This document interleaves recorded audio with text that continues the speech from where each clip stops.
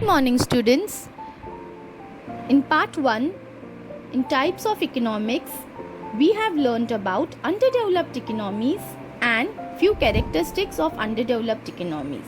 Now, in this lecture today, we are going to learn about few more characteristics, few more features of underdeveloped economies. Unequal distribution of income, then problem of unemployment, scarcity of capital, low level of productivity, technological backwardness, underutilization of resources. These few more features we are going to learn in this lecture. Income inequalities or unequal distribution of income means what?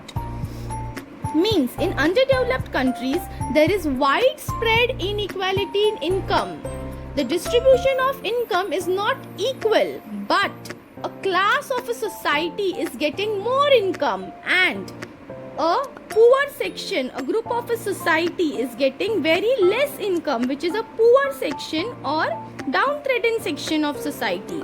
A large part of national income accrues to a smaller section of society, while the larger population have to be satisfied with the smaller part of income. So this is the very saddest part of underdeveloped economies or underdeveloped countries. For example, according to an estimate, the top 20% of the India's population obtain 46% of the national income, whereas the poorest 20% of the population get only 7% of the national income. So imagine the gap between the rich and the poor. The rich is getting day by day more richer, and the poor people who is suffering from poverty, malnutrition, diseases, illiteracy, these poor people are getting poorer and more poorer day by day.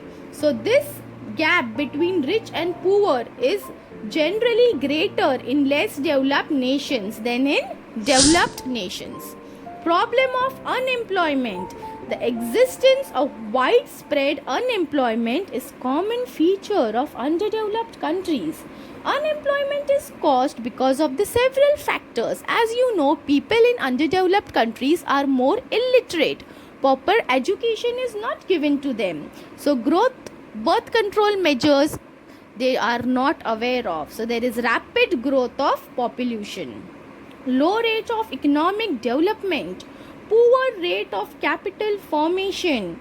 Also there is very defective education system. Education here is not proper, lack of education opportunities, facilities, lack of investment opportunities, lack of employment opportunities. According to an estimate, between 10 to 35% of the total labor force is estimated to be unemployed in underdeveloped countries because their main occupation is agriculture. So industry sector, tertiary sector, secondary sector is not developed, because of which there is very less job opportunities in underdeveloped countries. Also there is a scarcity of capital.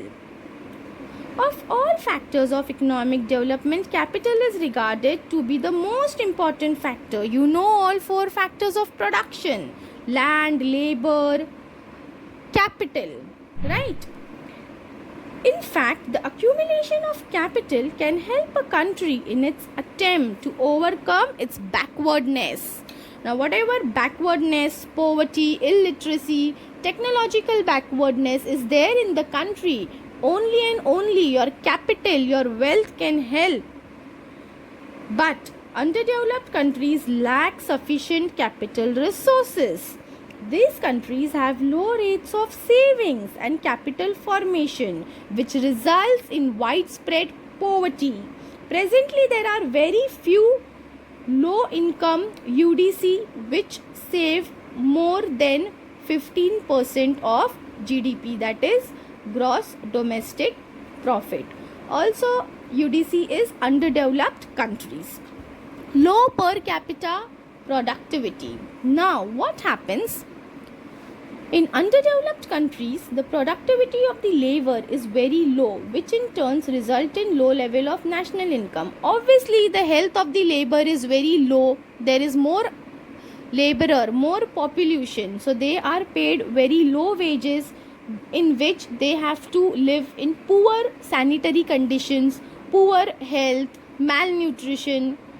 So because of this, there is low labor productivity, which is caused because of number of factors like lack of availability of input, poor health of a laborer, absence of work incentive, no motivation, lack of institutional infrastructure, no proper sanitary facilities, no proper medical aid. So these all conditions results in low level of productivity. So when a labor is not healthy, the production will not be healthy, the economy will not be healthy of that particular country. Also, technological backwardness is an important feature in underdeveloped country. Modern techniques of production are not available to them. They are technologically very backward. The main cause for this is that capital incentive techniques are not suitable to these countries because of existence of a large unemployed population on the other hand and lack of capital on the other hand. Furthermore, research and development facilities are not adequate here. According to an estimate, 95% of the world scientific research is confined to only 20 developed countries. The rest of the research, that is less than 5%, takes place in other 100 countries.